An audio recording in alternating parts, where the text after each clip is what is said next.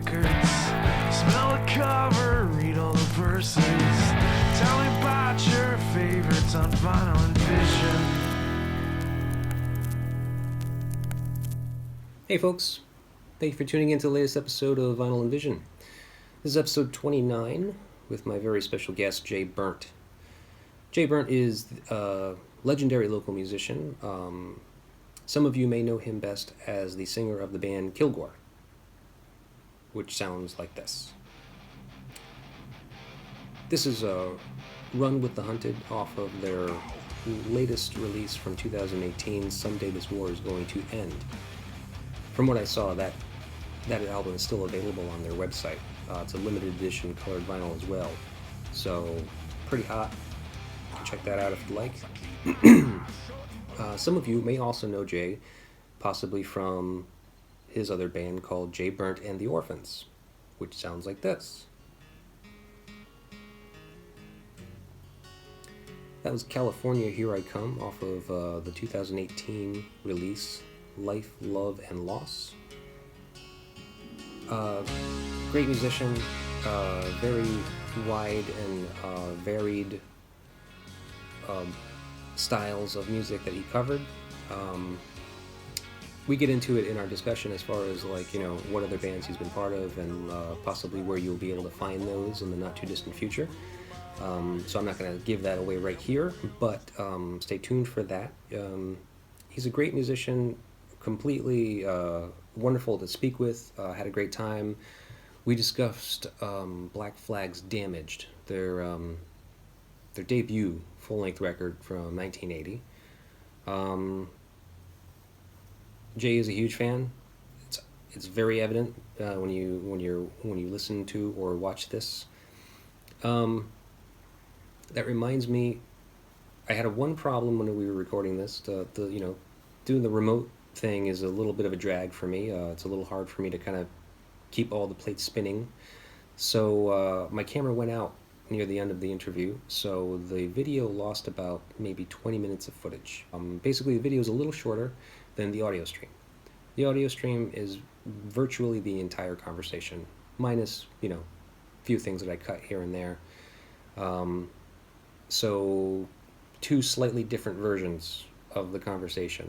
I encourage you to watch the video because Jay is very animated and he's like just very energetic and jazzed to talk about this, and I could grasp that so clearly, and I had a great time speaking with him through the video chat.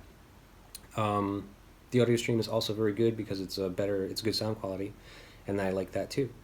So whatever pleases you, do whichever you like. So I hope you enjoy the show. I told you last time, if you have listened to the last episode, that the last two episodes I've been mentioning the shirts. Here we go. I got shirts. I got men's Psychic Static shirts. This is just an extra small just for demonstration, just to show you that I really do have it. And I love these. I mean, I'm very happy with these personally. I mean, I think that they came out great. That's men's Army Green. I got it in white, which is also very striking. It actually kind of looks like the website. And men's Vinyl and Vision shirts too. I got a soft cream, which is also got a branding on the back of the Psychic Static logo, if you can see that. Got the men's olive. It's a dark olive also. Same design, also branded on the back there. And I do have them in women's. Gray heathered shirt for the women. The ladies' design. Same design, I mean, it's just a different style of shirt. Different style cut. I also have those in a vintage white for ladies for Vinyl and Vision, and then also ladies' Psychic Static tees as well. So if you want to visit our website and grab one of those, I would appreciate it. Go ahead and take a look. There'll be all the different sizes and different varieties that we have, the different colors and the different designs. We're sticking with the Psychic Static and the Vinyl and Vision. There's one other shirt that's coming out that I don't want to mention right here, right now. I'm just going to leave it on the website. I'll I'll mention something about it. I just don't want to mention it right here. It could possibly be a lot to talk about. So, without further ado, let's get to the show. Please do all the things you do with the internet. Like, share, comment, whatever you do, man. We love it. Thank you so much. Enjoy. So I just want to say hi and thank you for doing this. You look great. Thank you for Thank you for coming on and talking. Yeah, absolutely, man. You know, the pedigree of everybody that you've had on, I'm like, I know all those people. They're all great people. I listen. I watched like 3 or 4 of them, and I was like, hey, this is cool. I definitely want to do this. Cool, man. I appreciate that. Thank you. Absolutely. Yeah, actually, so I've been doing a little research about you. I've been looking into your bands. I've always known the name, for sure. Like all of your band's names, I've at least heard if I have not seen them or heard them. Cool. But so doing the research now again, like so much later after some of those things have happened, like Kilgore and the Revival Preachers, Yep. especially. I watched some of your Revival Preachers videos, and Damien's in the band. I didn't realize he was in the band, Yeah. and he's That was- amazing. He's phenomenal. You Yeah. know, and the Preachers were like the first band I actually like played guitar and sang in, you know, and I'd never really done it before. There was another band I did briefly before that, but like playing with Damien was like, you know, a huge education. The dude's just a monster guitar player. I know. When we first got together, it was like we sat down. Dave Cacciano, recommended Damien because I was looking to put together a country band, and he was like, "Dude, you and Damien are going to be like peas and carrots. You just get together." So we got together at the Coffee Exchange, and I think we talked for like 3 hours. Like we just like the Kinks, the Beatles, the Who, like just the Stooges. We just. So it was like, all right, yeah, this is meant to be that we're going to be in a band together. But Yeah. I learned so much from being in a band with him, and vice versa. I hope, but we're still friends to this day. We text each other like every couple of weeks, kind of thing. And it's usually like a Cheech and Chong quote or like some random kind of thing, and we just laugh about it. And Yeah. start talking about music again, because that's what we do. So. Yeah, he's a huge music fan. Yeah, he's just a wealth of knowledge too at that. So Yeah, big time. that's cool, man. Well, I'm glad Yeah. to see that. I watched a video of you guys playing, and I was just like, he fucking makes it look so easy. And it's just like, I know, and he's just like doing all these crazy solos. I was telling my wife Jess last night because we were watching it, and I was like, look at him, look what he's doing. She's just like, I don't know. What do you talk? Like, she doesn't know how to play any instruments. Yeah. And it's just like, he just bent that note, but he didn't bend it on the string. He bent it down past the nut. And she's just like, is that impressive? I was like, yeah, kinda.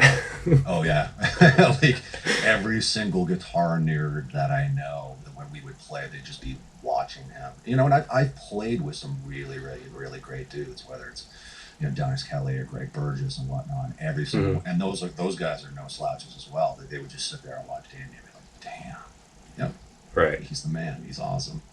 For sure. And it's no dig on what he does That's in what I the thought. teenagers, because I love what he does in the teenagers, but he kind of doesn't play that way anymore. Like he doesn't do like those like Right. gnarly solos Right. like he was doing with us in the Preachers. I don't know, maybe he got burned out on it or something. I think that's what it calls for. Yeah. The style of music that the Revival Preachers was playing, like that style of guitar playing is what you Absolutely. need. But like, yeah. Easily it'd be like, all right, we're gonna do 16 bars here, and then you just go, and I'll nod to you when we come back into the verse. Cool, man, let's go. And that was like half the covers that we did, and we did some really good covers. And he was the only guy. We did this crazy show in 2009. We had this idea of we're gonna cover the entire Ziggy Stardust album. That's what we're gonna do. We're just gonna do it, and we did it. We did it at the Blackstone, and he pulled off all of those Ronson parts like like he wrote them. It was insane. Yeah. It was insane. Dude is just a monster. Yeah. That's great. Man, I wish I could have seen that. I didn't even hear about it. Yeah, I you know what? I have a couple of videos that like right now I'm like in archival mode because there's just so much stuff over the years that when you're in a band, I know you're a musician as well, so it's like, Yeah. when you're in a band, you're just constantly going. You're not thinking about the past, you're thinking about the next stuff that you're working on. And I had so many bands in successions over the years that I never really got a chance to go, oh, I got to get that, out, and also a lot of these bands were like in the early 2000s where there were no digital streaming, none of that stuff existed. So either you bought the CD and you had the CD or you didn't, and it didn't exist any longer. It was, no longer in the ether. So Right. now I'm kind of like, dude, the Preacher CDs, you can't get them anywhere. No, It you doesn't can't. exist. Yeah. So that's really what I'm working on now is, I've got a couple of live albums by the Preachers nobody's ever heard. We have an entire electric album that nobody's heard. Oh, wow. So I'm remixing and remastering a ton of stuff right now. Oh, that's cool. Yeah, it's fun. Yeah, you're in your studio now? Yeah. Moto Destructo, is it? Yeah, Moto Destructo. I Cool. needed a name for it, especially once I started producing artists, because it really started from the first real kind of stuff I produced was like the Preachers, and some local bands would hear what we had done and like, dude, that sounds cool. Can we record at your place? Yeah, sure, man. What's it called? So you have to come up with a name because it's just my home studio, but I've got a lot of gear. I got a lot of microphones. Right. I feel like I know my way around engineering and whatnot. So Yeah, it's- yeah. And you also have 1-inch tape that you record on, right? yeah. You're an analog purist, it seems, right? Well, I was for the longest time. Oh, okay. But recording on tape is a pain in the ass. It's Yeah. just, I love it. It's fantastic. I got a 1/2-inch 8-track deck right here, and the 16-track 1-inch is in the other room. But it's, alignment, finding parts for it. Tape is really expensive. Constant maintenance too, right? It's constant maintenance, and for the longest time, digital recording just didn't sound good. Your best option for a long time was ADAT, and they sounded horrible. And, now with Pro Tools and the converters that are out there, they're just so good that you kind of go, all right, I'd rather record on tape, but the convenience of Pro Tools is pretty fantastic. Yeah. So you've done it. You've made the switch. Oh yeah. Oh. Yeah, I made the switch probably at least 5 years ago. Probably, yeah, somewhere around there. Hmm. Okay. Cool, man. Got Well- some great universal audio converters. That's the stuff I love. They're plugins. My best friend producer, Michael DiBiase, who did the last Orphans record and the last Kilgore record. We did A/B comparisons to real Neve consoles versus the Neve plugins that like the Universal Audio stuff has, and it's spot on. You bring Yeah. any engineer in, I'm like, dude, that's pretty fantastic. So Right. Oh, that's cool, man. I mean, I've always been a purist myself. Like, I've always felt like, I think I saw an interview with you saying how, or I read it probably somewhere that, you kind of feel like you're cheating it. Like if you're doing digital because you can take so many takes. Like it's like when you're using tape, you have to get it on the tape. Yeah. If you make a flub, then it's no good and you got to redo it's it. no good. You got to do it over again. And Right. honestly, those are my favorite way to record. I much prefer to do it that way. The first Kilgore demos that we made in '93, we recorded 10 songs, overdubbed guitar solos and overdubbed the vocals in 12 hours and mixed it in 12 hours. I mean, that's insane. That's like Yeah. Black Sabbath, first album, just banging it all out in one day. Yeah, You I know, think they this did is- 8 hours, I think. Yeah, they did it in 8 hours, and you go, that's insane. I prefer to do it that way, but you end up going down this rabbit hole of perfection. Well, we can get the guitar sound so much better if we isolate the cabinet. Blah, blah, blah, blah, blah, blah, blah. Right. And then all the giant studios aren't really around any longer, which is you don't have the luxury of being able to do like really fantastic drums in large rooms. You don't always have to, but sometimes the music dictates certain rooms for certain sounds. So Right. Well, I mean, I don't see anything wrong with working with what you've got. I mean, it seems like you obviously take enough pride in what you're doing in the first place that it doesn't even really matter like where you record it, because sometimes the performance is really all you need. that's it. You really just need a good song. Yeah. You need really just a good idea and a good melody, and quite honestly, that's the mentality that I've kind of ever since I started doing outside of metal and whatnot, that my own songwriting, that really has just been the focus, is coming up with a good melody. Right. Half the stuff I do, it's while I'm walking with dogs. And I'm walking the dogs and I'm just kind of bopping along, and then a melody kind of like, something comes in the head and you go, you don't even know what the chord structure is, but you just go, man, that sounds really, really cool. Yeah. I'll come down, pick up the guitar, and kind of, oh, that's the wrong chords. Okay. Right. But if the melody sticks, that's the most important thing. That leads me to ask you about. So you made the switch over to digital. What do you do to demo? Because you don't obviously go into your studio just to demo things, do you? Yeah. Oh, you do? Yeah, absolutely. You don't even have like just a little handheld recorder thing, or? I got a handheld recorder, but I'm like, well, I got all this shit. This stuff sounds so much better, Right. So yeah, like the thing that Mike Lopes, the drummer of the Orphans, I would do everything. I'd play the bass, I'd play the drums, do everything, and then here you go, guys. They'd be like, well, is this done? like you already did it. Like, why do we got to re-record it again? That sounds awesome. Yeah. Like, no, it's not a band. It's just me.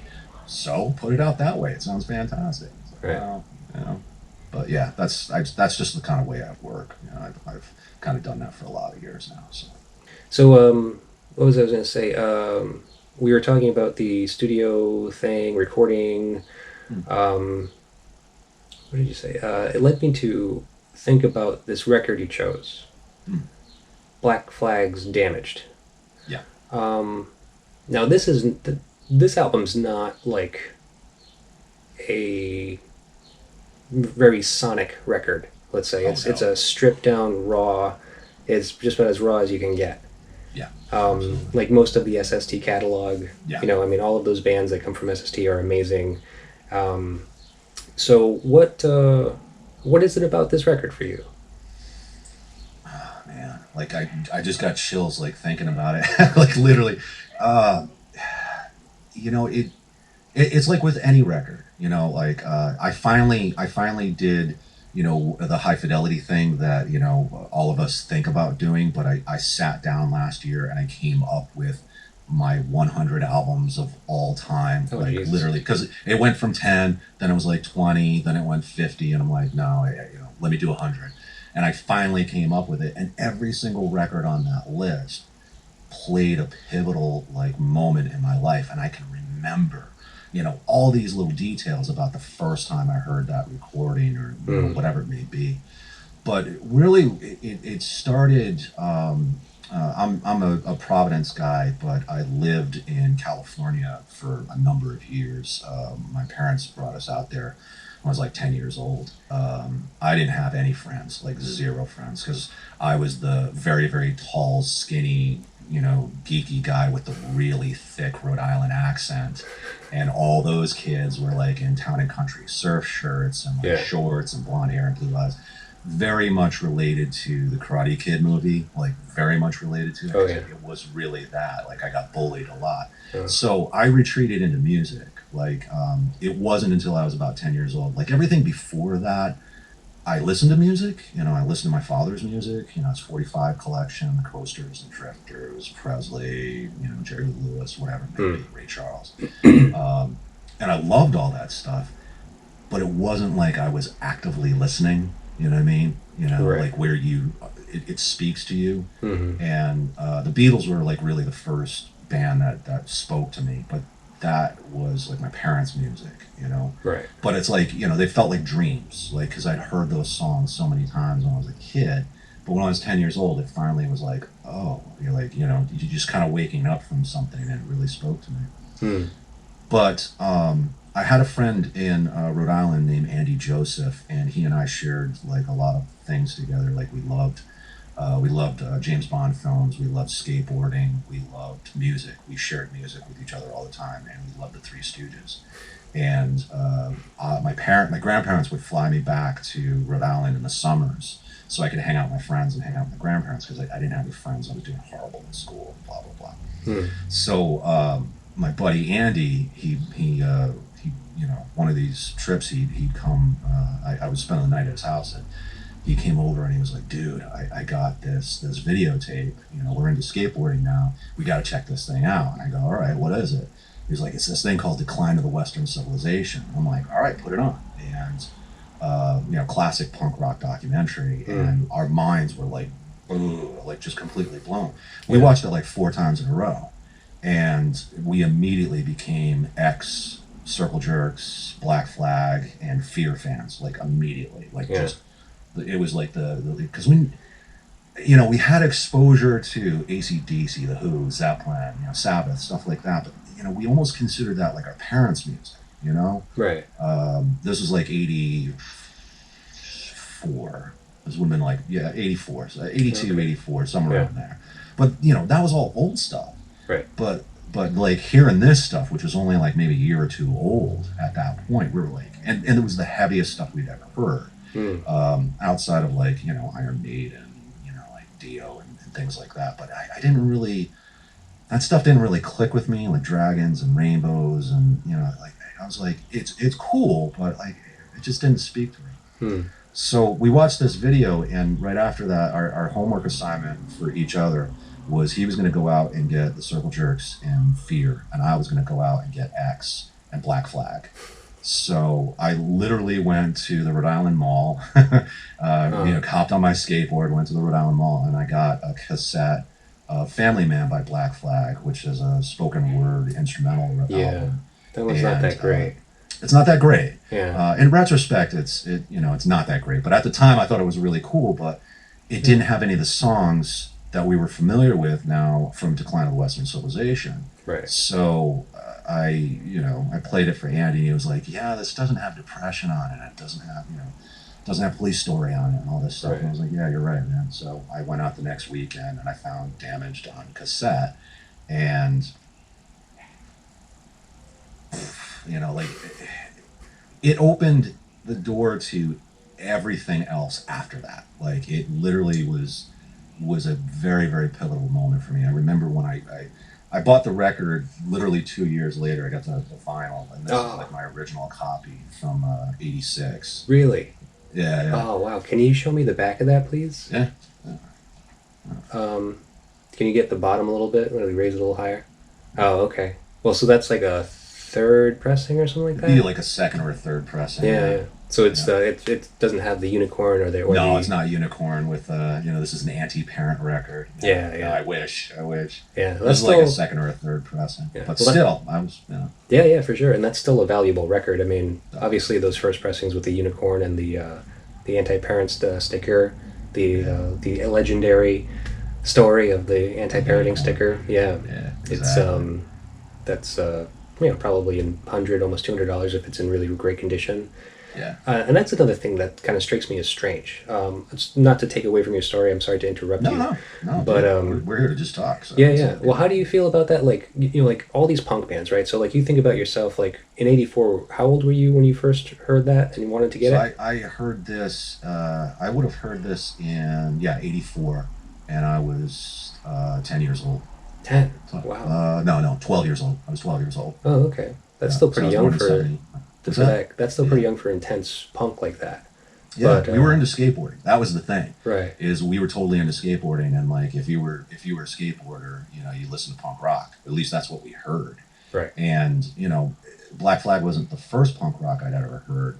I really heard the Clash before that because like combat rock was popular at that time. But I honestly didn't know that was punk rock. I just thought it was like cool shit you heard on the radio. Well, by '84, it wasn't really very punk.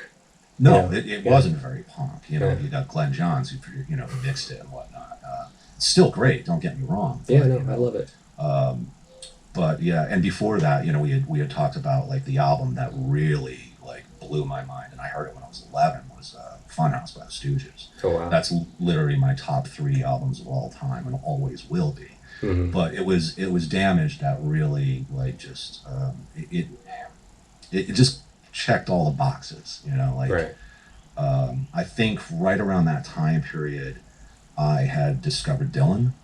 My dad had a 45 of Positively 4th Street, and I didn't know what the hell it was. I thought it was really cool, and I then heard like a Rolling Stone, so of course I had to go out and get Highway 61. I was like 11, I think, and I just fell in love with it. And and then went back to some of the other albums like Free Will and whatnot. And of course, I was like, this is the most amazing protest music I've ever heard. But it wasn't mine. You know, it was of another generation. It was somebody else's. Right. It wasn't written, you know, from in my time. You know, it wasn't written in my lifetime. Yeah. It was written in previous lifetime. Uh-huh. This was my protest music. Like, you know, like I put on Rise Above and I was like, like, oh my God. Right. You know, this is the anger that I feel for, you know, getting bullied at school. You know, Yeah. this is everything. And, Right. you know, it then introduced everything else. You know, we get Thrasher magazine and going, oh, who's Husker Du? We'll go get Husker Du. What's Suicidal Tendencies? We're gonna get Suicidal Tendencies. Oh, what's the Ramones? We'll get the Ramones. Like we just snowballed. Right. You know, it just opened up everything. That's great. So what I was saying about the record, though, is this like, how do you feel about punk rock records, especially, like, just command such a high fucking price tag? And it's just, I feel personally that it's contrary to what the movement was all about in the first place. Totally. But at the same time, now here we are, like, decades later, and you can't find a first pressing. Not that that's terribly relevant, but I mean, if you wanted to find a first pressing of any of those records, you know, any of those that you mentioned, you're going to pay $100 minimum. Oh, easily. Yeah. Like I remember when I was like, you know, trying to find sort of first pressing like Misfit singers, forget it. Oh, yeah. You know, just forget it. You know, $300-400. Thousands now. Forget it. Now they're thousands. Exactly. Yeah. When I was first like on eBay, like that was the stuff I was looking for when I first got on eBay, where you could actually, you know, find records and whatnot. Yeah. And actually, the very first record I ever bought on eBay was Funhouse by the Stooges, because I toured all over the country and literally went to every single record store trying to find a copy of it, because it hadn't been reissued at that point. Oh, really? Yeah. So you just couldn't find it. Like nobody got rid of them. You know, you could find a copy of Raw Power, you could find the first record, no problem. But right. Trying to find Funhouse, forget it. It was like a needle in a haystack. Right. So yeah, you know, the fact that all these records command such high prices, it's all just nostalgia. Is really what it is. Right. You know what I mean? Is you're hankering for something that you never really had in the past, or maybe did have in the past, and you know it got swiped. You know, in that apartment, the first apartment that you were living in. You know, right. Dude, there's so many records I wish I had that just walked. You know. Nothing like that. You know, I didn't have a lot of those rare things that we're talking about. Right. You know, some of the SST stuff that I have is probably some of the rarest, punk rock stuff that I have. I got a lot of first pressings from whatever. I don't care. Yeah. It's just the music. That's what means the most to me. Right. But and then your listening experience on vinyl. I mean, are you a vinyl enthusiast? You prefer to listen to it on vinyl if you can? Yeah. I've literally got a room set up in my house. We call it the rec room because it's mostly my records and my turntable.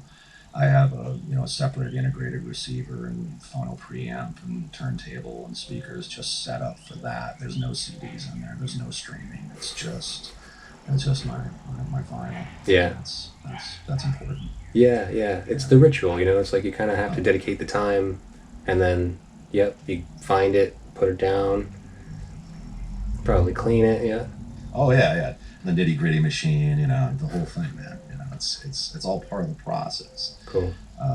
And that you can't replicate that any other way. That's the way that I grew up. It's right. And you probably feel the same way. At least anybody that knows a vinyl enthusiast, they feel the same way. There's certain records that, to me, it doesn't. The recording doesn't sound as good unless it has the surface noise in it. Yeah. Like to me, Try a Little Tenderness by Otis Redding. The 45 that I have, that was my father's, is the best sounding, copy of Try a Little Tenderness I've ever heard in my entire life, because it's supposed to sound that way to me. Right. Well, see, that was something that my wife brought up to me, like early into my reselling career. I had just started, and so I was just like, I listen to everything that I get. So I had put on like a Bob Dylan record. I think it was his first volume of Best Of, and I wasn't thinking anything of it. I was on the computer, doing some research, and just had it on in the background. Or I think I asked her what it was. I was just like, do you hear that? Does that? And she's just like, what are you talking about? I was just like, you can hear the little bit of crackling and popping. And she's just like, yeah, it's a record. It's like, it's supposed to do that, right? I was just like, no, I don't think it's supposed to. And then I went on to find other records. I bought new records since. Yeah. And with like a brand new record, it won't really have that. No. I mean, but you're saying that that's kind of part of the charm of listening to it that way. 100%. There was in the 90s, the place either burned down or closed, and I can't remember, but there was a pawn shop across the street from Central High School. There's still a pawn shop there, but there was a second floor above it back in the 90s. Okay. And it was a huge ass room. It was like 20 by 20 or something like that. It was big. Yeah. And they had all these 4-tier shelves, 5-tier shelves all around the entire room. And the idea was it was $1 of vinyl. And it didn't matter what it was, $1 of vinyl. Whoa. And me and my roommate, we would go up there on a Saturday, as soon as they opened at like 10, 11 a.m., whatever, we would stay there until they closed at like 7 o'clock at night and just, pull record after record. And of course, you're weeding through, 500 copies of like Hot August Night by Neil Diamond. Of course, you can take one, but 1,000 copies of, Deja Vu by, Crosby, Stills, and Nash or whatever. But Right. that pristine copy of, a stereo version of My Favorite Things by John Coltrane, original pressing. I still got it. I bought it for $1. Wow. Surface noise, but it's perfect. Yeah. It's perfect to me. Yeah. Okay. Well, that's kind of comforting to hear, because I sometimes get records and I'm just like, it kind of sounds like shit. Like, I don't know if anyone's gonna want this. You got to grade them right. As long as you grade them right, and you know what you're getting into. Because Right. there's and you got to grade the cover and you got to grade the vinyl. That's Right. how to me when I buy records, that's what I want to see. It's like, okay, you got a mint cover, but the the actual vinyl is like a D. All right, how much do you want for it? Right. Because I've done that many, many, many times where I'll get a mint cover for something, and I'll find a better, pristine copy of the vinyl elsewhere, but the cover was shit, and I'll merge the two together, and there you go. Right. Yeah, that's actually, I've been thinking about that, because sometimes I do that. Sometimes I'll get a whole heap of records or something, and I'll look through them and I'll be like, oh, I got this perfect vinyl copy of Neil Young's After the Gold Rush, but the jacket's just shit, it's just torn apart, and and then I was just like, well, I'm gonna find another one of these, I'm sure. So That's it. yeah, That's how my copy of Let's Stay Together was. I had I got it for $1 at that place, at that pawn shop. And the vinyl was horrible, but the cover, I'd say it was at least a B+, maybe an A-. It was in really good shape. But the vinyl, as soon as you put it down, it was like skipping possibly. Like, oh, okay. Yeah. But and skipping, but I ended up, getting another copy of it elsewhere, probably another pawn shop or whatever. The vinyl was in much better condition. Merged the two. Yeah. There you go. Perfect. That's nice when that works out that way. Doesn't happen often, but Yeah. You have to holding out for it to happen. Yeah, the needle in the haystack. Yeah. So let me ask you, it doesn't seem like through your lengthy career of all the bands you've been in, it seems that there are a few vinyl releases that you've done. Yeah. Yeah. All the Kilgore stuff is all CDs and cassettes. Well, there's thankfully there's two things that Kilgore exists. The best thing, one of the best feelings I've ever had during Kilgore was we did a European tour in '99 with Fear Factory and Spine Shank, and it was like a 3-week European tour. We played a lot of country. It was awesome, but a lot of fun. But we were playing at the London Astoria, and the marketing team, was in full force, and there was all posters all over the place and whatnot. So I came into the lobby of the Astoria, and there were, a street team there, and they were handing out Kilgore stuff. And I thought they were just handing out stickers. And the guy handed me something, and it was a 45. It was a 45 of my band, and I was I'm getting chills thinking about it. I freaked out. I was like, "Where did you get this?" And he was like, in the van? Yeah, there's boxes of them. Yeah, there's boxes of them. You want some? I'm like, yeah, I'm the singer. And he was like, you are? I'm like, yeah. So he gave me 5 or 6 of them or something like that. And the rest of the guys were like, what? So we all surrounded these guys, and so it's a somewhat of a rarity. I don't think they pressed up maybe 500 copies or something like that. But you can find them every once in a while on eBay. I have 2 copies left. Because I did auction a few off for a benefit that we did. And the last record, Hold on.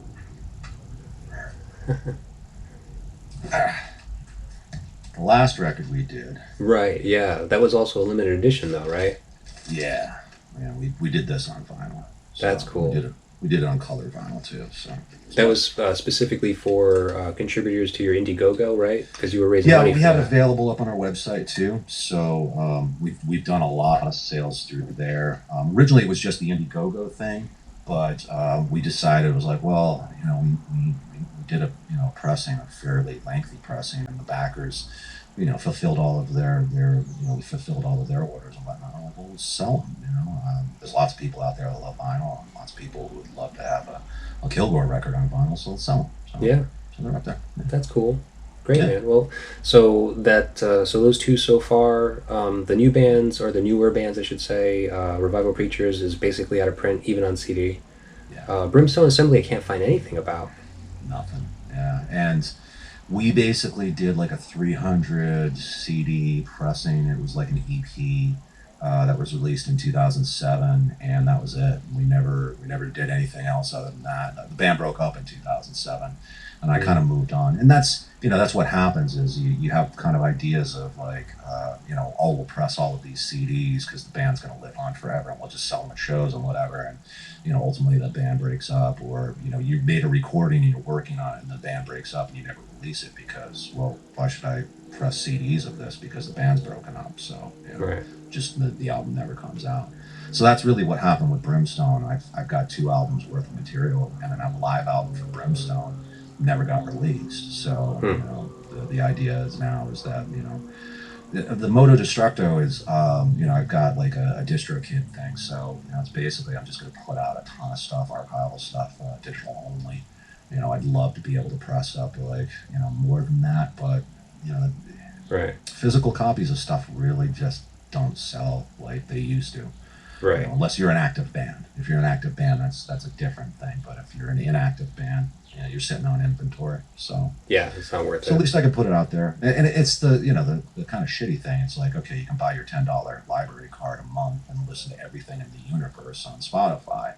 And then the artists only get a penny per stream or less than a penny per stream. But I can sell this record for $20, and and people are really happy about it, and they got something physical in their hands. But you're selling to a limited audience. Right. So Yeah. Yeah, the music business is just a strange game at this point. it's weird. I just don't understand it. I'm a dinosaur. I came from kind of the last of the old school, major labels and things like that. And I know very well how that works and the pitfalls of that. So, Right. Right. Well, maybe we should get into this record a little bit, Sure. because I don't want to take up your whole night. You can take it all night. It's fine. Yeah. But so the first song is Rise Above, and this is obviously like the most anthemic song, if not certainly of the Black Flag catalog, if not the entire punk movement of that generation. 100%. That to me is like that's like Rocks Off of Exile on Main Street. That's London Calling off of London Calling. It's it's the perfect album opener. That's a high fidelity thing. Like looking for that perfect album opener, and like to me, I think Rise Above is like one of the best album openers of any album. It's just phenomenal. It's that nervous anticipation. It's the classic Greg Ginn, where it's like the wall of feedback, and then tap, tap, tap, and the whole band comes in. It's just, Yeah. I'm waiting for it. I can feel it, and then Rollins comes in. It's so good, so good.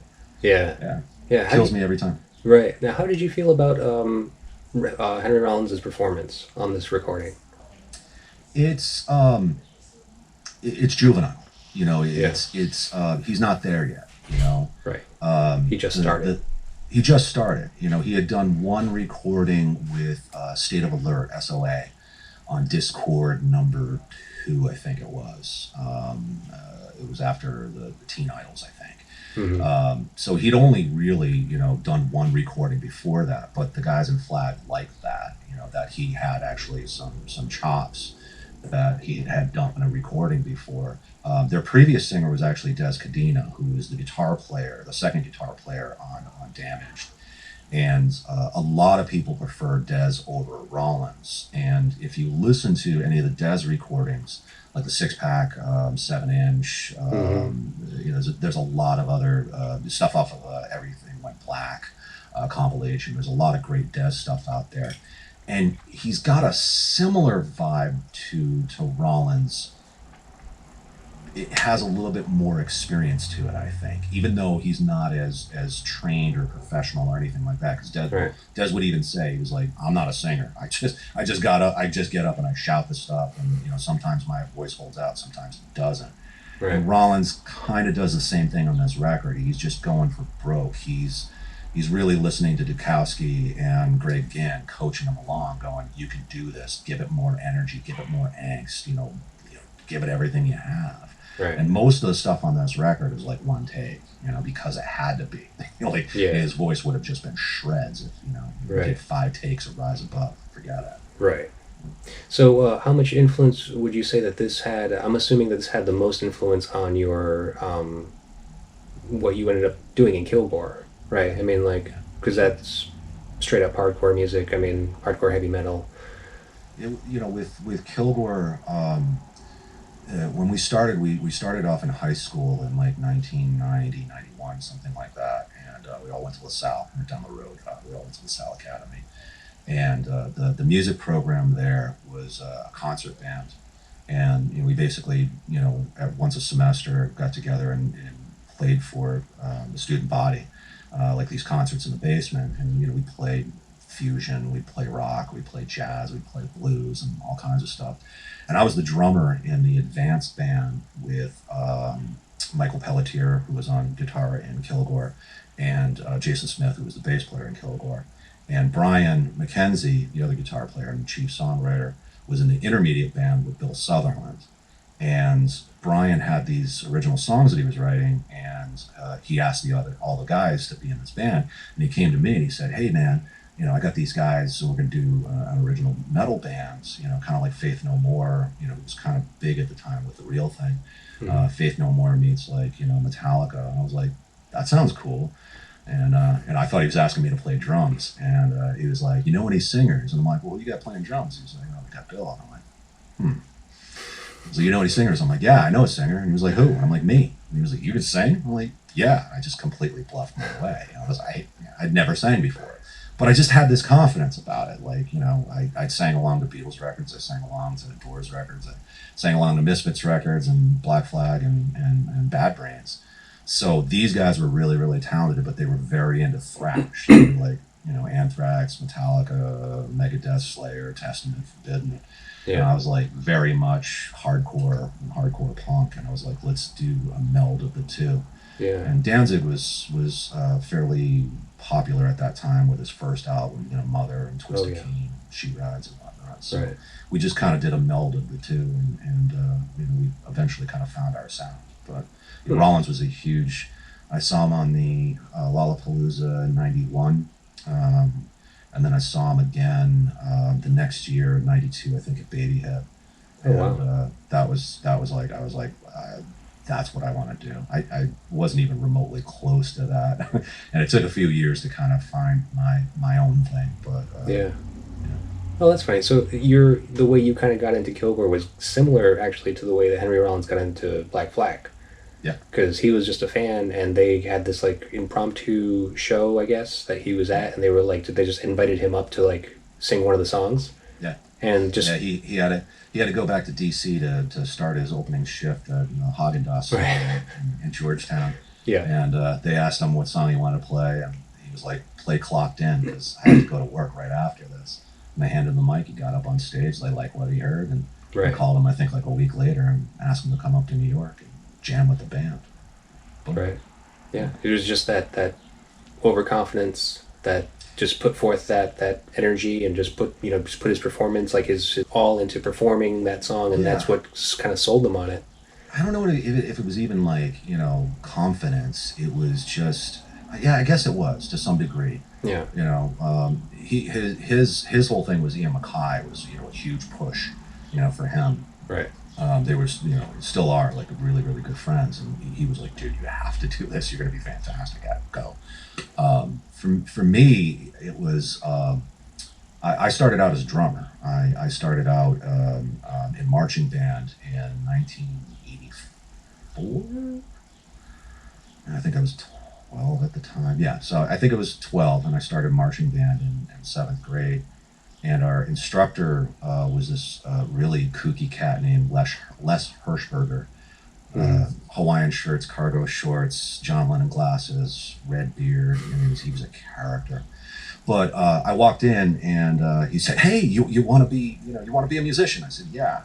He said, "What do you want to play?" And I go, "I want to play saxophone." He goes, "I got too many saxophone players. I need tuba players and I need drummers." And I go, "Well, I guess I'm going to be a drummer." And the cool thing about Les was the way he taught his class, because it was an elective class, but it was part of your daily classes. The way he taught the class was, you came into class and he goes, "Today we're going to learn about the clarinet." Okay, and this is before any of us, before I learned any of the fundamentals of drumming. We're going to learn about the clarinet. Okay, so this is a clarinet. You've got a mouthpiece, the reed goes in here, and as you blow into it, it causes tones to go through this pipe, and as you press these keys on here, it lengthens or shortens the tube, thereby changing the pitch. And we learned everything about the clarinet. In a couple of days, we learned everything about the clarinet, and we tried playing the clarinet. And then the next day it was trumpet, and the next day it was flute, the next day it was tenor saxophone. And we went through the entire marching band that way. So, years later, I never really thought about it because I play a lot of instruments, or I try to play a lot of instruments. Yeah. But I just go for it. I need a mandolin part on this. I don't know any mandolin players. Fuck it, I'll get a mandolin. And I'll just figure it out, right? Right. Because Les, he put that confidence in me that, well, just give it a shot. Just go for it. If you have the fundamentals down, just go for it. Right. I mean, I really did the same thing with singing. Yeah. Just go for it. Right. I mean, if you can make a noise on anything, you can make music out of it. Totally. Just a matter of what do you want to make out of it? John Lennon. I'm a fucking artist. Throw me a tuba, I'm gonna get a sound out of it. Right. And not that I'm trying to compare myself to John Lennon, but I just had that confidence of my drums were in storage. We moved back to Rhode Island, and my drums were in storage, and I wasn't able to play music. But I had my father's 15.8K archtop guitar, and I was like, let me see if I can find how to play Blitzkrieg Bop. Okay, and boom, okay, I guess I can play guitar now. Yeah. Yeah, that's cool. So what you've mentioned from your dad so far, I mean, what did your dad do? Because he seemed like a cool guy. He seemed like he had a pretty good collection of music, and he's an interesting guy. Not a musician. He bought it. He was in the Air Force, so I think he had a number of buddies that kind of coaxed him into spending his money on things. So he bought an acoustic guitar and didn't know how to play, and tried it a little bit and kind of gave it up. So it was just in a corner for most of my life. But he had a really cool 45 collection, and he had this really, really great Sony 2-track reel-to-reel that I was obsessed with, because it was who had a reel-to-reel player? In the 80s, nobody really had one. So he had this thing, and what it was he got it when he was in Okinawa in the Air Force, and all of his Air Force buddies had all these records, and he taped all their records. So, it was putting something on cassette back then. So I had this reel-to-reel collection that was Ray Charles, the Supremes, the Ventures, the Beatles, and it was all this stuff. And one tape that had Exile on Main Street on one side and LA Woman on the other side. And he didn't even know what it was. He was like, I don't know. I've never heard this before in my life. And I was obsessed with it. So, yeah. That's cool. Kind of stemmed from there. Yeah. So who was your musical influence in your family? Was your mom? It was your dad, or was your mom? No, nobody. Really? Nobody played music. My dad, gravitated towards, rock, what we would consider classic rock now these days. So right. I tended to listen to all the stuff that he kind of did. And, eventually, once I discovered Black Flag and punk rock, when I turned my back on all that stuff, I thought it was a little hat, Right. I was wrong. It's all, fantastic. And I love that stuff even more to this day. And actually, I listen to more of that stuff than I listen to punk rock. The only musician in my family was my grandmother. My grandmother had Hammond organ pretty much in her entire life, and she would play Rodgers and Hammerstein and, like show tunes, Cole Porter and stuff like that. Yeah. And to this day, I love the sound of a Hammond organ because of that. Oh, that's cool. I wouldn't say it was an influence, but it was really the combination of not having any friends. Like I literally didn't have any friends. I had one friend. I was out in California, and my one friend lived in Rhode Island. Right. So it was just the my friend was music and books. That's all I had. And once I joined the band, I finally found a tribe of weirdos just like me. Right. And I went, oh, all right, and I just followed it.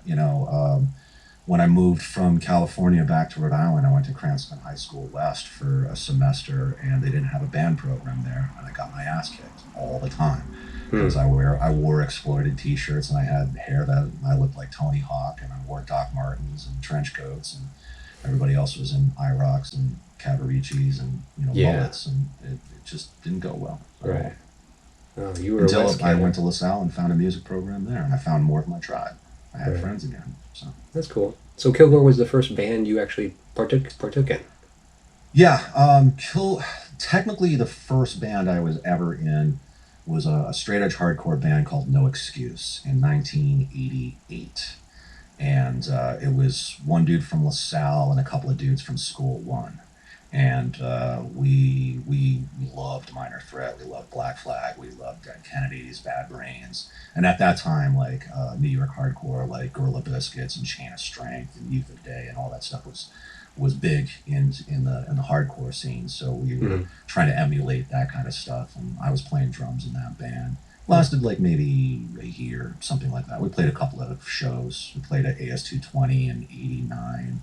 And I think we played, the Skate Hut was an old skate park in Rhode Island in the late 80s. Tony Alva, not Tony Alva, Fred Smith, who was on Alva Skateboards, was a part owner. And they did shows in this basement. I saw Jawbreaker there and a few others. And we played a show at Under the Hut with No Excuse. Oh, wow. Square One. We were called Square One. We were called Square One, yeah. And then there was a hardcore band after that called No Excuse, and then the next band I was in Kilgore. But I was playing drums in those bands, so I had no inkling to really sing until Kilgore came around. Right. Cool. Let's get back to the record. Sure. Spray Paint. Spray paint the walls. It feels good to do what I want. It feels good to stay alive. Yeah.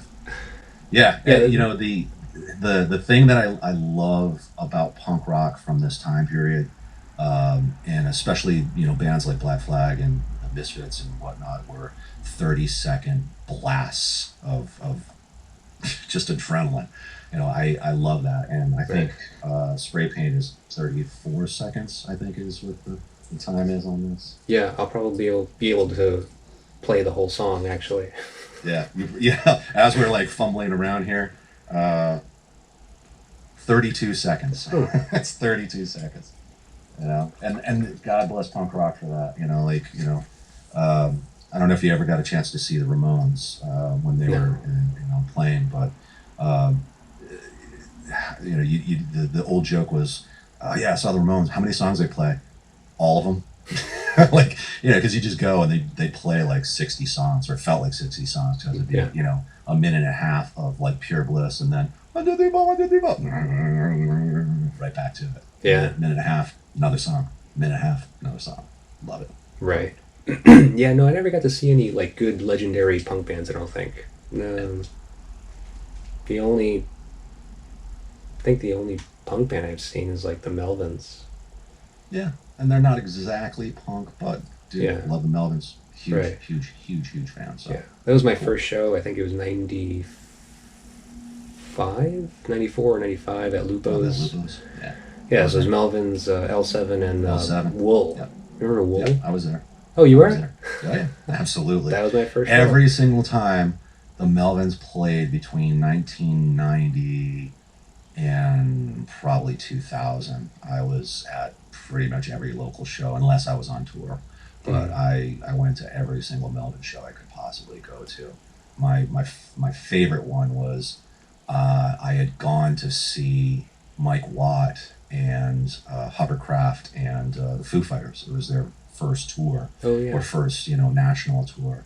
So I went over to go see the Foos play because I was, I like Nirvana. And I was like, I liked what I heard from the Foos. So I was like, I'll go over to Lupo's and check it out. And then after I see the Foos, I'll go right over to Babyhead and see the Melvins. So I went over to Lupo's, watched the Foo Fighters play. They were fantastic. And then I ran down to Babyhead and caught the Melvins. So I'm sitting there watching the Melvins, and this dude is like fucking headbanging in front of me, and it's like, just thrashing all around and everything like that. And he crashes back into me and turns around. He's like, dude, I'm so sorry. And it was Dave Grohl. So I was like, that's really cool. I was like, dude, I just saw you play. He was like, Yeah. dude, I love the Melvins. Are you kidding me? Like, Wow, that's awesome.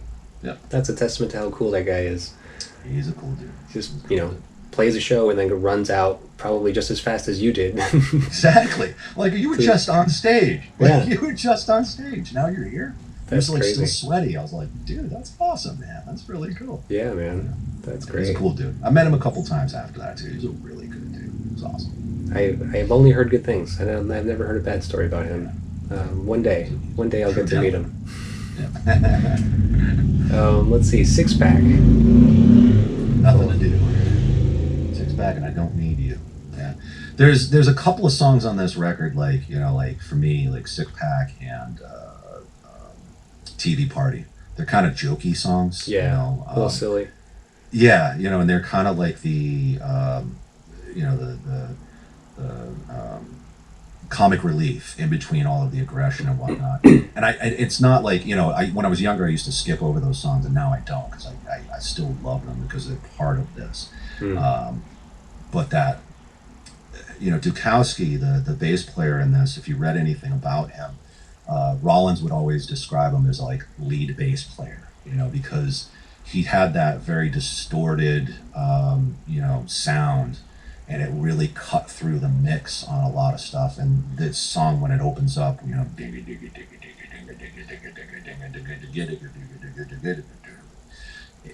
that's Chuck just cutting right through before everything comes in. And it's that dun, dun, dun, it's the build of everything until the again feedback comes in and the whole band starts crashing in. I just love it. And the gang vocals, Six Pack, it's all the elements of classic hardcore done very, very well, and then it gets aped out of control after that, and it gets really homogenized and kind of, I was talking about this to a friend of mine a few years back, Tom Zanini, and because he listens to a ton of hardcore, and still to this day. And, I know Tom. Yeah, Tom's a great dude. I went to school with him.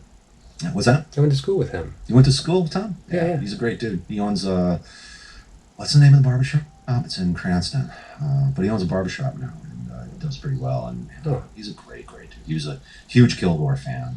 I officiated his wedding. That's how far we go back. Oh, that's awesome. But Tom and I were talking about hardcore, and I was like, dude, I don't really listen to a lot of hardcore anymore. Like, there's only a handful of bands that I gravitate towards on a regular basis. I listen to the War Sessions by Bad Brains. I listen to Damage by Black Flag. I listen to the Minor Threat discography, which you can listen to in a half an hour, and it's 30 songs. And I listen to the Misfits, Static Age by the Misfits. That's it. Like, there's really not anything else that. In God We Trust by Dead Kennedys, I tend to put that on every once in a while as well. But everything else that I used to, judge, Gorilla Biscuits, Cro-Mags. I put it on. I get 3 songs in, and I'm like, That was enough. Kind of, it was the time, but now it just doesn't hold my attention, or it's too repetitive. There's not enough dynamics. That's what I love about this record is it's not just constant bombardment. It's got peaks and valleys. It's got dynamics. It's perfect to me. Yeah. All right, so we were on Six Pack. So What I See is next. Yeah, I'm not right. You're not right. Sometimes I gotta close my eyes. Yeah. Another. I believe this was written by Chuck Dukowski, and it's got that really different time signature. Right. Which I always found really fascinating. You know, like when I heard it, because it was not the conventional. You know, like it wasn't Minor Threat, and it wasn't like, you know, some of the other things. It wasn't Bad Brains. Right. You know? So it had that really interesting time signature to it. It's one of the things that I really love about Black Flag, either with this release or going further. I don't tend to listen to a lot of the later period stuff, but one of the things that I always found really interesting about this band was that Greg Skinn's favorite band was the Grateful Dead. Like, that was literally his favorite band. And he would say it in interviews. He was like, you know, what's your favorite band? Well, we don't listen to punk, you know. Like, I listen to Grateful Dead. You know, they were huge into Dio, huge into Black Sabbath, of course, huge into ZZ Top and, you know, Stooges and MC5 and Deep Purple and stuff like that.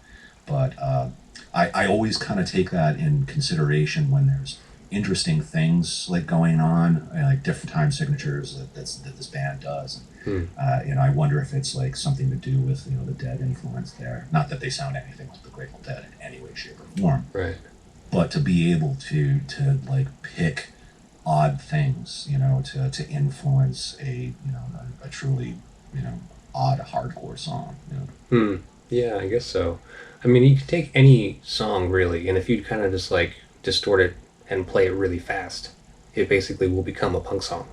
Exactly. So I mean, it could. I mean, anything. I've never tried to like tear this apart or like really kind of analyze it, but I assume, you know, maybe if you took these songs and slowed them down and made them a little more acoustic, it might sound a little Grateful Dead like.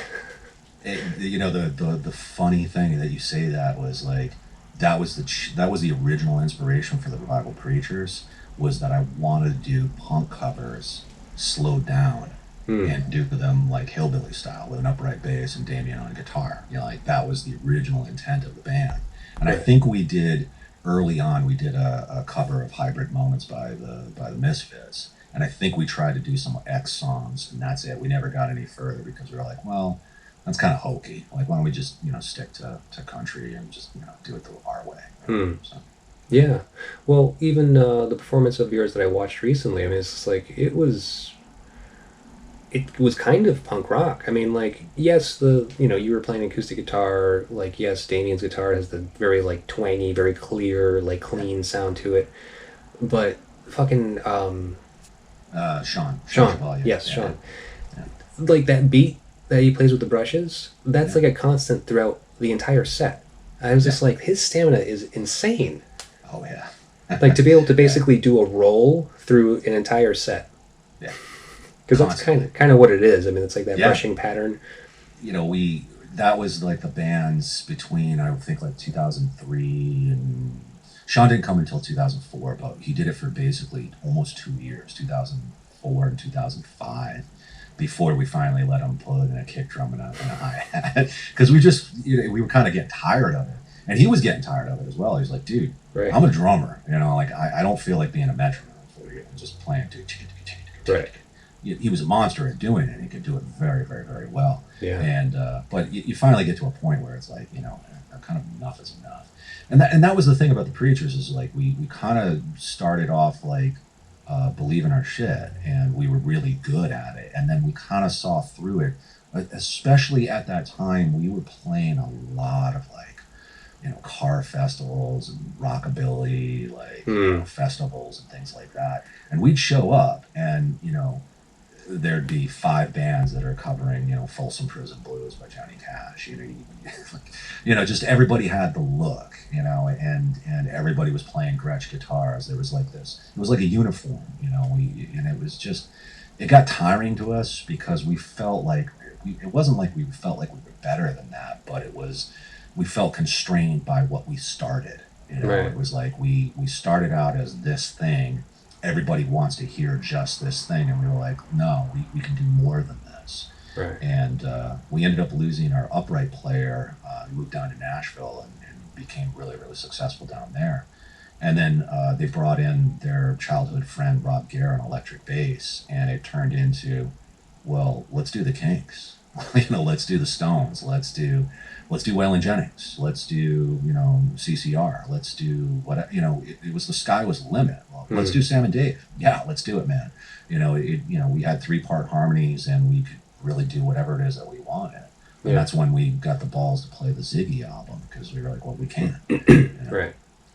It seems that your like singing style started off in this hardcore vein, metalish thing, and that's what you're probably best known for. At least that band was probably the most successful of the many that you've been part of now. But I think that's carried over pretty clearly, and like even the progression from the Revival Preachers to something like your latest project, Jay Byrne and the Orphans. It sounds like you have moments where it's very kind of like country-ish. It's kind of like almost like kind of pop rock-ish. But then there's big moments where there's like things on that last record especially where it's just like totally distorted guitars and like very heavy, and even the way you guys were performing it, I was just like, this is like a punk show or like a hardcore band. Like it's kind of the same. It's just a slightly different style of genre. It's a different, slightly, yeah, exactly, a different genre. But I've always been a huge fan of Dynamics. And I, probably my favorite song that we did with the Orphans. Well, I had a couple, but it was a song that we did called "The Other Ones," and it was a very, a very soul. It was a very dark into the street kind of, very much a Stax kind of soul kind of a thing. And then it just evolves into, massive distortion and just chaos. And that's what I always wanted. I wanted the apocalypse. I wanted moments of sweetness and vulnerability that escalate into an apocalypse. And that's, I thought we were able to do that fairly well. The record is great. That's a very good Thank record. you. Sound is great. Did you record? You didn't record that in your studio, did you? No, we recorded some of it here in my studio. We did most of it down at the Power Station, New England, in Waterford, Connecticut. Okay. Giant room, incredible acoustics.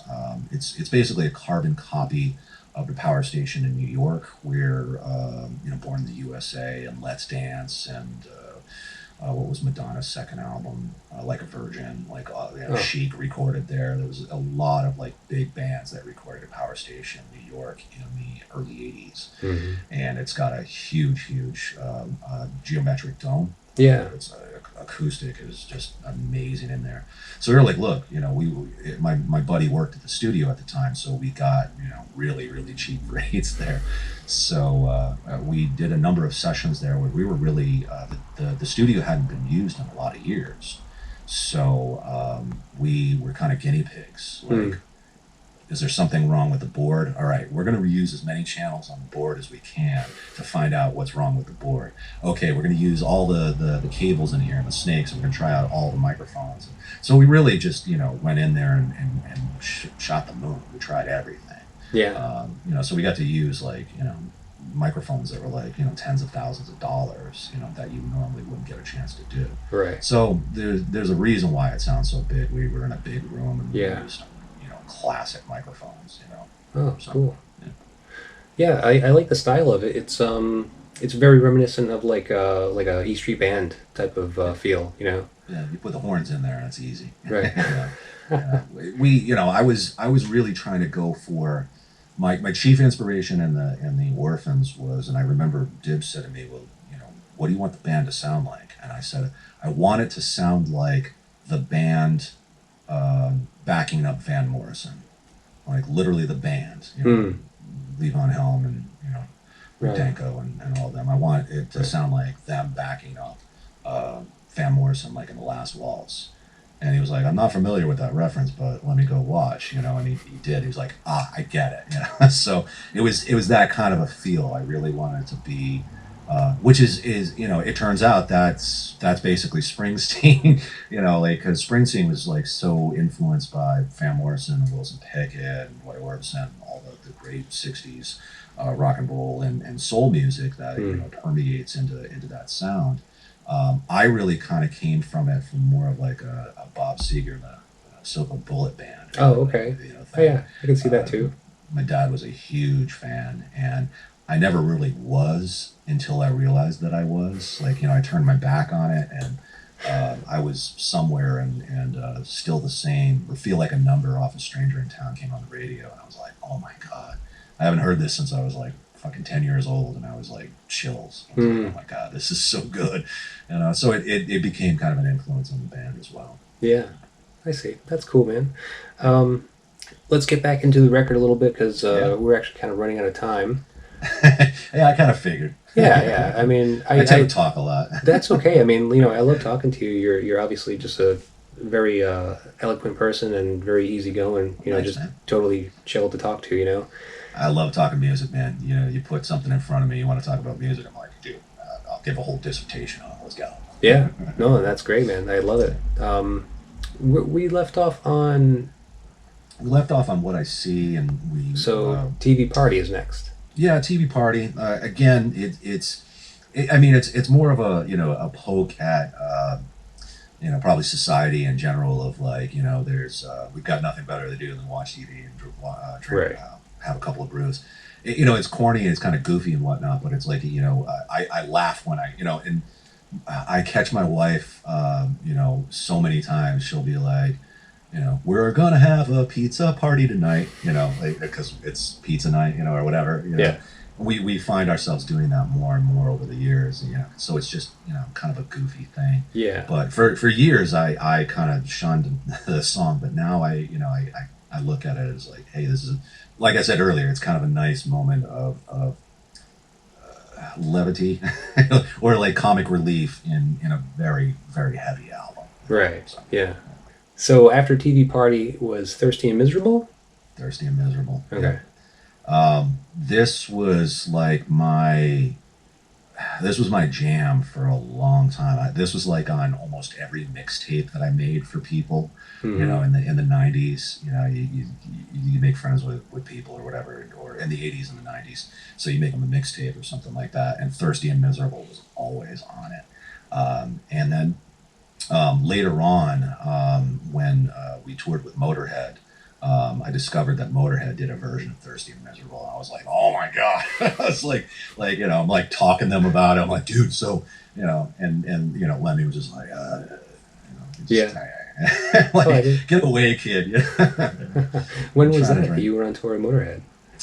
When Ozfest. We did Ozfest in 1998, and Motorhead was on there. Oh, wow. It was pretty funny because you figure that we would get along with all of our peers, the younger bands that were on there, like Biscuit and System of a Down and whatnot. We got along with all of those bands, but we tend to gravitate towards our elders, so we hit it off really well with Motorhead, and there was many nights hanging out, or many days hanging out with him on the bus and doing many illicit substances and having a good old time, and many strip gentlemen's clubs with Lemmy and the gang, Mickey D and Phil. They were just awesome. They were really, really, really cool people. They really liked our music, and that was the thing. It was like, to be on those stages and like playing our music and whatnot, and looking over and like, dude, that's Lemmy's watching our set, dude. What? Yeah, Lemmy's watching our set, and we're like, dude, Megadeth. All the dudes from Megadeth are watching our set, dude. Seriously? Yeah, they're watching our set. And then Ozzy, of course. I mean, did Ozzy ever watch, do you think? Ozzy never really watched. Ozzy, at that time period, we didn't know, now we know, but he apparently relapsed, and he was drinking again. We didn't really see him all that much. We thought he was on like pain medication or something like that, and he kind of shuffled around quite a bit. And it was the weirdest thing because, you'd see him backstage every once in a while, and he was just like, and that was really it. And then they'd push him out on stage, and it was like a light switch went off, and he was like, all right, you motherfuckers. It was like, like every Ozzy video you'd ever seen. It was amazing, Yeah. He was just, a pro at it. But there was a few times that we got a chance to hang out with him, and it was awesome. It was really cool. Sharon was the one who really was there. Like she'd come and watch our set. I think she caught us like maybe like 3 or 4 times, and that was always really cool. And of course the kids were there, and Jack would watch our set and everything. We'd hang out with Jack and everything like that. It was cool. Yeah, It was cool. that's great, man. Wow, what a bunch of great tour stories you have. Yeah, I got a few. I'm sure. I'm sure. We already did Thirsty and Miserable. Yeah, Police Story is next one. Oh man, that man, fuck this city ruled by pigs, taking the rights away from all the kids. Understand we're fighting a war. We can't win. They hate us. We hate them. We can't win. No way, Right. dude. I have listened to that song probably a gazillion times. I mean, so many times. It really, for me, it cemented this kind of distrust and authority always. Like, after this record, it was like, I don't trust authority. This is really where my disenchantment with law enforcement, government, the military, they're all fine institutions for other people, but like for me, it was always something I was kind of rallying against. Right. This is the box that you need to be in, and this is the rosy life that you're supposed to lead, kind of thing. I really feel like it stems from this record. It really started with Rise Above and Police Story for me. Yeah. Yeah, it I really can see that. spoke to me. Yeah, I mean, it's still completely relevant today. Yeah, I mean, absolutely. that's Absolutely. the beauty behind it, really. I mean, so you can keep on listening to this, and it still has the same sentiment.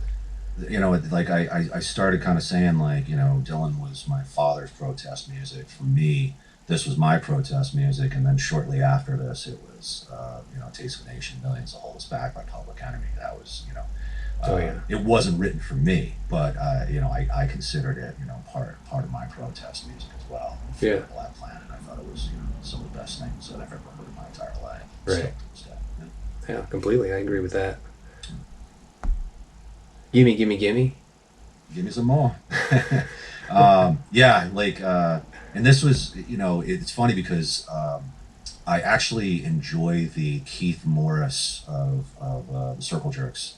He was the original singer of Black Flag, and he did a version of Gimme, Gimme, Gimme that was eventually released on Everything Went Black, which is a compilation of all the unreleased recordings and whatnot. Right. And I think his version of Gimme Gimme is the definitive version. And I think Rollins would say that as well. He was like, no, Oh, yeah? it's Keith's song, They tagged this on here. It's a great song. The performance on here is great. I don't think Rollins' performance on this song is great, but it's still an awesome song. I love it. It's still part of this record. I love this record, but I prefer the Keith Morris version. Yeah, I'm gonna have to listen to that again. I had that CD briefly, the Everything Went Black, but I don't really remember it.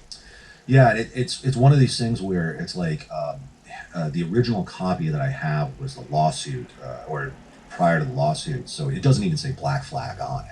Oh, okay. It just has the bars on it, and then it has like all these fake names for the people who sang on the songs. Right. So like for years, like this is before the internet and whatnot, I was just like, who is Chavo Pederast? Like I didn't realize it was Ron Reyes from Decline of the Western Civilization, who sang on the Jealous Again 7-inch or 12-inch, and so it was like this kind of like you had to dig to figure out what it is. But now you listen to that record, Everything Went Black, and you obviously can look it up on Wikipedia and break down who all the different singers are on it. And Right.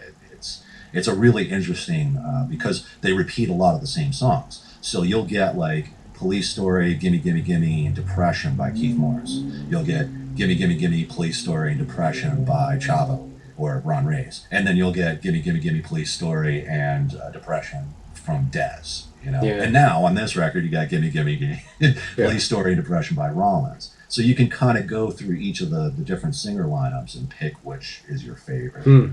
Yeah, that's interesting. Yeah, this band has had so many kind of crazy lineups, like, and not, I mean, they're not drastic. I mean, sometimes it's just like a member moving over to a different instrument. Totally. But yeah, it's kind of hard to follow when like you haven't kind of been there from the beginning. When it's if you're along for the ride, if you've digested that pill and you're like, I'm gonna, you've taken the acid and you're like, I'm strapping in. Right. I gotta see this whole thing through. I don't know how long it's gonna last, but I'm here. Right. That's how I was with Black Flag. I was with them until the very end, and the stuff at the end I really didn't like at all. But you'd find like good moments here and there, like Drinking and Driving off of In My Head is fantastic. The production is awful, but it's very 87 or 86 metal. It's Yeah. But Yeah. there's still some bright spots in the later period stuff. Yeah. Yeah. I mean, a band like this, you kind of expect that. It happens, Yeah. unfortunately, with progression, right? I mean, Totally. right. Yeah, they burned out on hardcore. They're like, let's go to the next thing, And if you're just jamming to like MC5 and Funhouse and Dio, well, it's gonna have a clear direction on your music. You're still gonna do what you do, but you might slow things down. Mhm. Kind of go for different jams. And that's what they did with My War. Right. Yeah, that's the one I am probably most familiar with, actually. Mhm. So, depression is next. Yeah. How do you feel about depression? This is there's so many songs on this record that I love. It's funny because I was introduced to this song with the Ron Ray's version off of Decline of Set Western Civilization. So when I got this record the first time I heard it, I was expecting to hear it the delivery done that way. And no, I love Rollins' delivery on this one. It's really fantastic. You could tell the songs on this record that there was like, these words speak to me, even though I didn't write these words speak to me, and I can sing. This is coming from the heart. And he does it on Depression. On some of these songs that other singers had sang, I think this is probably his best. This one and Police Story are probably the best of the older songs that were done by other singers. These are probably the two best ones on this record. Yeah. Of the older ones. Yeah, this one I like a lot, too. It's fantastic. And it's just that, that the apocalypse and Right. it's just right here. So good. Right. But then lyrically speaking as well, I mean, for depression, I mean, like, did that kind of speak to you just kind of equally as much as, like, Police Story? Police Story, it was the anti-authority thing, but Depression spoke to me like literally, because it wasn't that I was depressed, or maybe I was and I didn't know it, but I was at a young age. I was 12 years old when I heard this record. Mm-hmm. And again, I had one friend who was like a thousand miles away from me, and when I was living out in California, I didn't have any friends. So to me, this kind of just spoke to me. It was like, fuck, man, nobody understands me. I got no friends. I'm a weirdo. So it spoke to me. I didn't know if I had depression or anything like that, but I could relate to the feelings that he was trying to convey in the song. Yeah. Yeah. Did you ever kind of like think about that in the future, as far as like as you get older, like do you ever have any depression issues or anything like that? I had more like anxiety issues.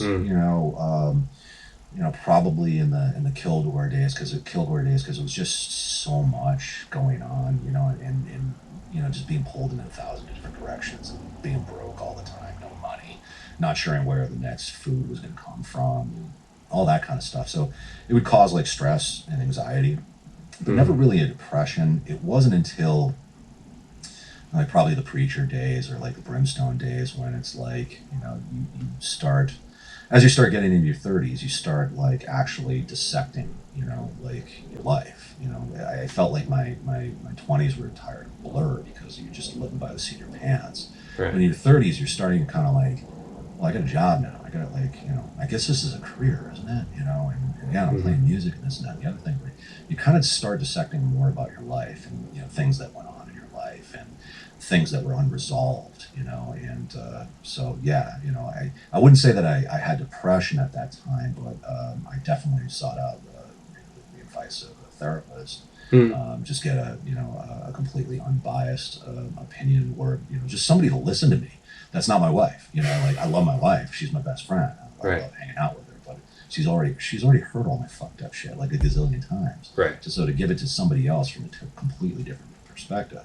You don't have to like your family. What? Really? No.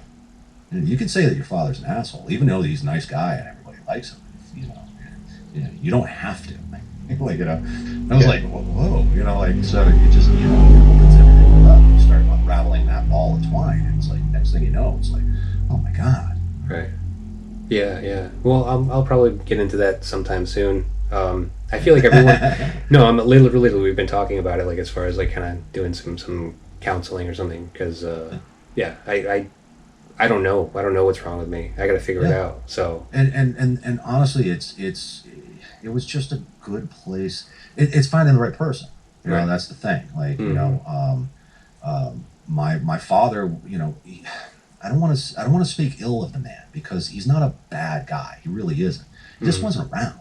He just wasn't there. You know, mentally, he just wasn't there. Like he was somewhere else. Like, you know, and yeah, I have some good memories of him, certain things here and there in my life, but for the most part, it was my mom's. You know, she was always there, and Mhm. my dad was always working. You know, he was always doing some sort of project, and he was just never around. You know, he didn't beat us, but there's a lot of unresolved kind of disappointment, and and all that kind of stuff, and I guess I was always looking for. My grandfather was a hell of a strong man, an amazing man, and somebody that I really really looked up to, and I could tell him anything. And he was a really really great dude. He died in '95, and I was always looking for that kind of replacement. And my therapist is really that guy. He's like that guy that I've always been looking for, like my grandfather, that I can sit and, if I want to talk about the Red Sox for an hour and pay him to sit and talk about the Red Sox,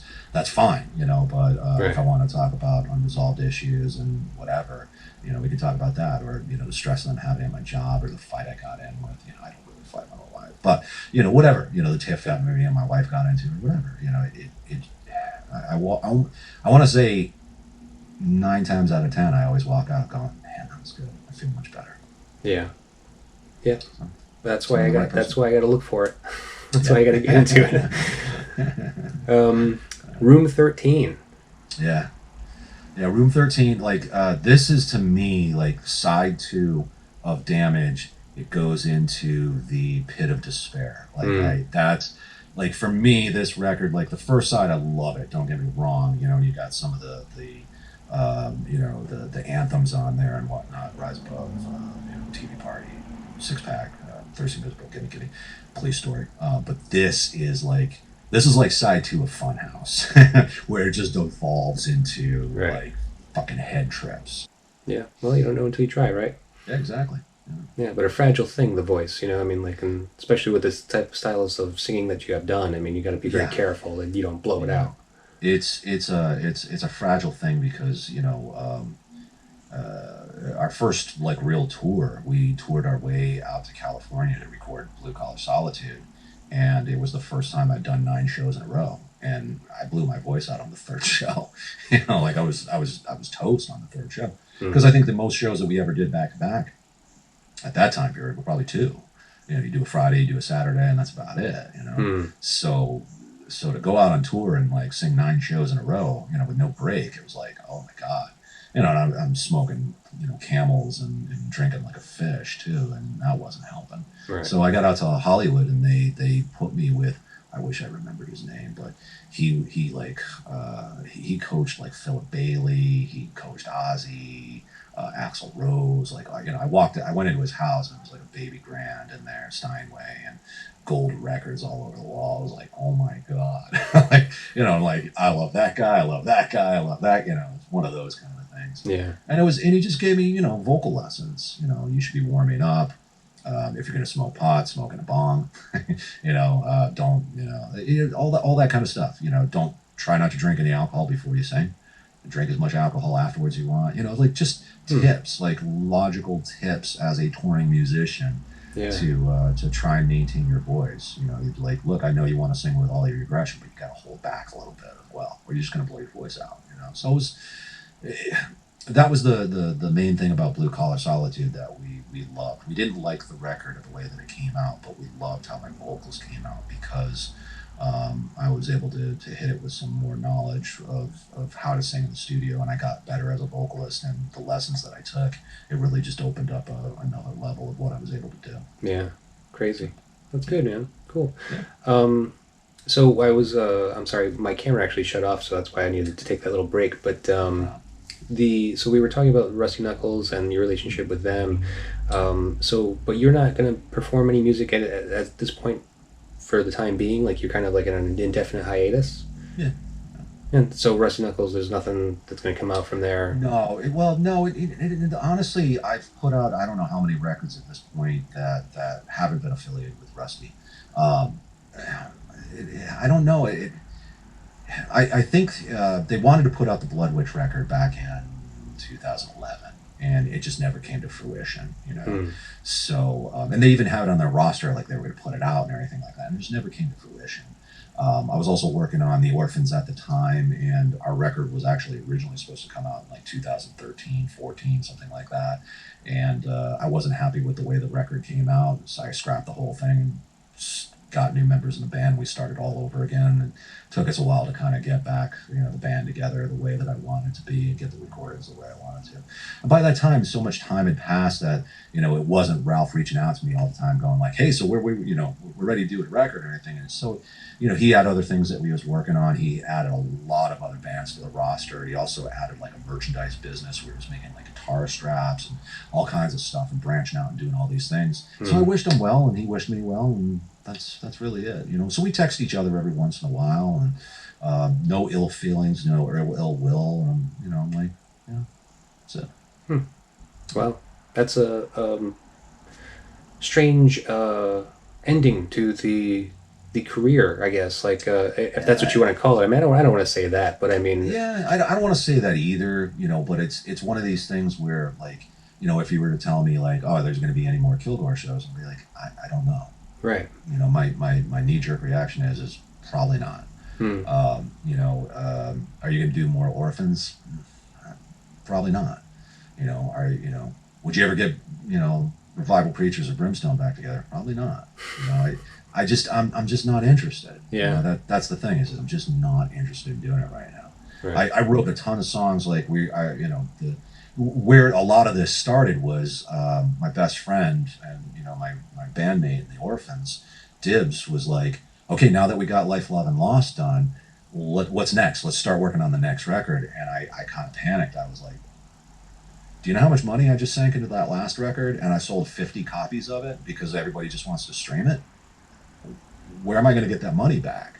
Where am I going to get the money to put into the next record? Right. I can't do it, So even with a record label, like Rusty's not going to give me money to record an album. It's literally just a distribution thing. I present the masters to him. Here, go ahead and put it out in the world. There you go.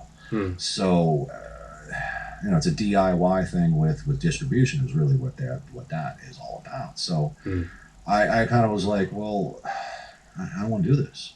I just want to take a break.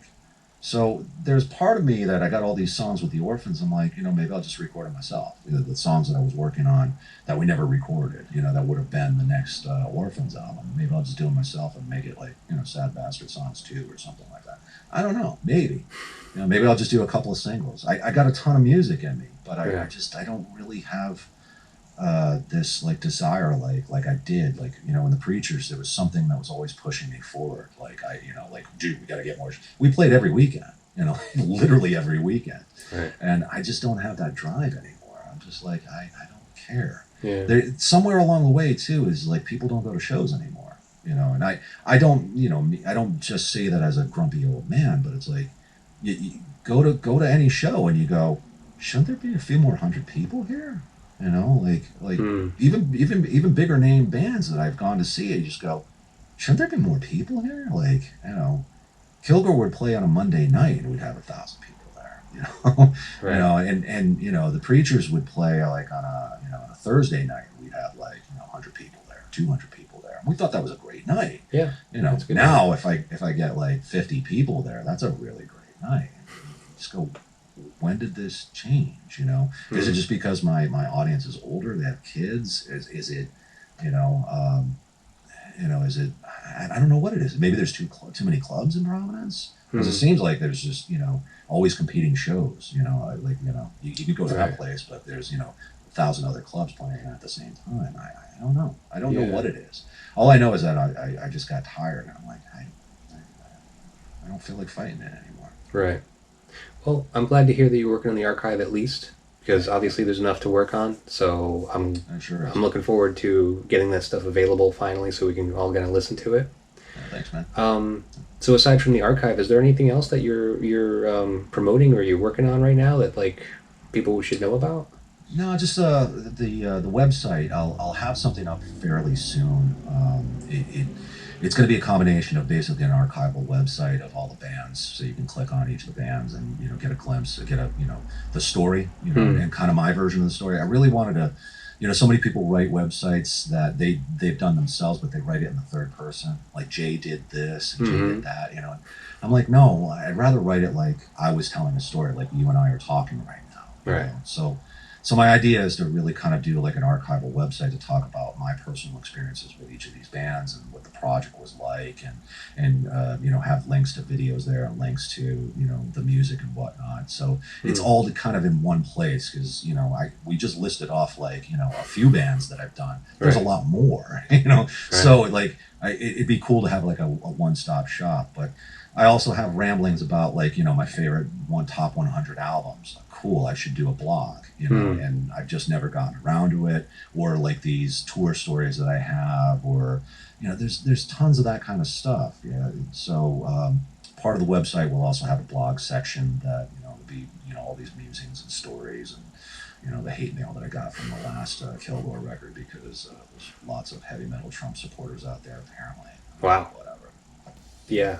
Fuck those Hate guys. mail, like just crazy, like just crazy. Yeah. And I responded to every single one of them. Try and like talk some sense into them. It's like taxing. talking to a wall. Yeah. Yeah, exactly. It's very taxing. Sorry to hear. Yeah, it's okay. Hey, Somebody well, got to do it. Yeah. Jay, hey, I mean, it's been a pleasure talking to you. I really appreciate you hanging out and talking some music with me. You got it, man. Anytime you want to do, hey, let's talk about another record. I'm more than happy. That would be awesome. Anytime.